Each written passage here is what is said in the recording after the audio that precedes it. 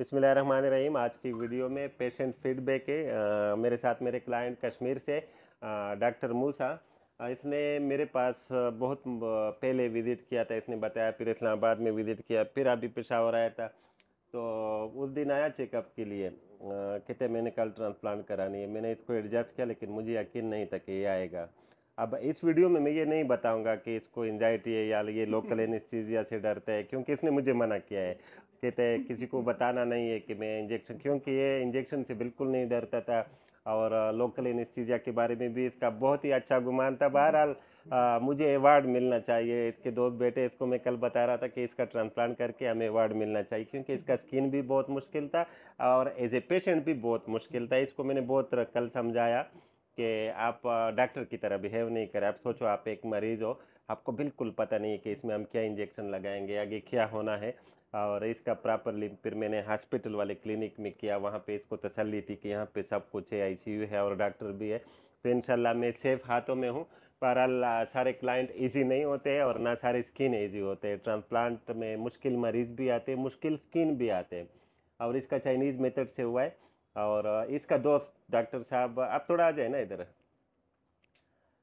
ये साथ था। इसने सुपरवाइज किया स्टार्ट से कि हम ये चाइनीज़ मेथड कैसे करते हैं और कितने ग्राफ्ट लगे, ये ए टू जेड आखिर तक इसके साथ बैठा हो, क्योंकि ये इसको नहीं छोड़ रहा था कि वो सोच रहा कि ये बचाएगा मुझे अगर कुछ हो गया ना। तो बहरहाल ये इसकी तकरीबन 7000 ग्राफ्ट लगे हैं यहाँ तक। इधर इसके बाल अच्छे हैं। डोनर साइड में इतने ही इसके ग्राफ्ट थे। अगर इससे ज़्यादा होते तो शायद हम थोड़े पीछे और भी आते, लेकिन ये काफ़ी है। और चाइनीज़ मेथड में कई बार एक्सप्लेन कर चुका हूँ कि इसमें पंच साइज़ छोटा होते हैं, इंसिजन फाइन होते हैं, थोड़ी सी एरिया में ज़्यादा ग्राफ्ट आती है, डोनर साइड की हीलिंग अच्छी होती है। तो डॉक्टर मूसा से भी रिव्यू लेते हैं और इसके दोस्त से भी रिव्यू लेते हैं कि इसने कैसे देखा हमारे पास, हमारे किसने पहले अपना ट्रांसप्लांट भी कराया है कहीं से। तो ये सबसे अच्छा हमें एनालाइज कर सकते हैं। कोई नेगेटिव पॉइंट है तो वो भी मुझे फीडबैक दे सकते हैं। तो ये सबसे बेस्ट ऑब्जर्वर था हमारे काम का। बहरहाल इसका पहला दिन है और मुझे खुशी इस बात पे हो गई कि बीइंग अ डॉक्टर, ये मेरे लिए खुद बैठा था कि सर के साथ वीडियो बनानी है। तो ये वीडियो मेरे लिए बहुत ही वैल्यूएबल है और मैं डॉक्टर मूसा का बहुत थैंकफुल हूँ कि इसने ये रिव्यू दे दिया। और मुझे मना भी किया था कि कुछ चीज़ें नहीं बोलना है, जो कि मैंने नहीं बोल दिया। जी मूसा। जी अस्सलाम वालेकुम। असल में मैं 2022 से हेयर ट्रांसप्लांट, मेरा हेयर थिनिंग शुरू हो गई थी, तो मेरी हेयर लाइन बहुत पीछे चली गई थी। तो तब डॉक्टर हबीब के बारे में मैंने सुना, तो मैं आया पेशावर स्पेशली इनसे मिलने के लिए। तब इन्होंने मुझे 6 मंथ्स का टाइम दिया। इन्होंने कहा आप मिनॉक्सिडिल यूज़ करो, फेनिस्ट्राइड यूज़ करो। तो उसके बाद 6 मंथ्स के बाद ये जब आपका खाली हो जाएगा तो फिर मेरे पास आना। तो 6 महीने मैं इंतज़ार करता रहा, मेरा सर खाली नहीं हुआ। उसको खाली होते होते तकरीबन 2.5-3 साल गुजर गए। मीनवाइल पेशावर दूर था, फिर साथ ये भी प्रॉब्लम था कि कोई है नहीं है साथ, वापस कैसे जाऊंगा, ड्राइव कैसे करूंगा, ज़्यादा प्रॉब्लम मुझे इस चीज़ की थी।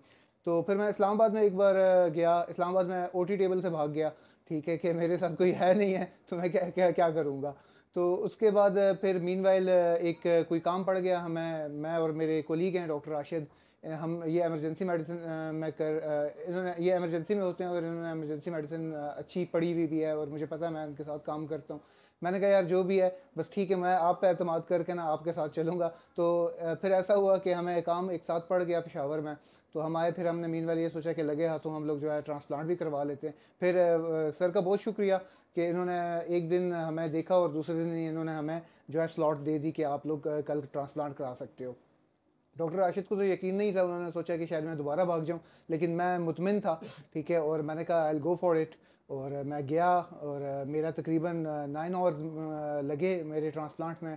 तो मैं मुतमिन भी बहुत था और बिल्कुल इजी रहा, मुझे कोई एनजाइटी नहीं हुई।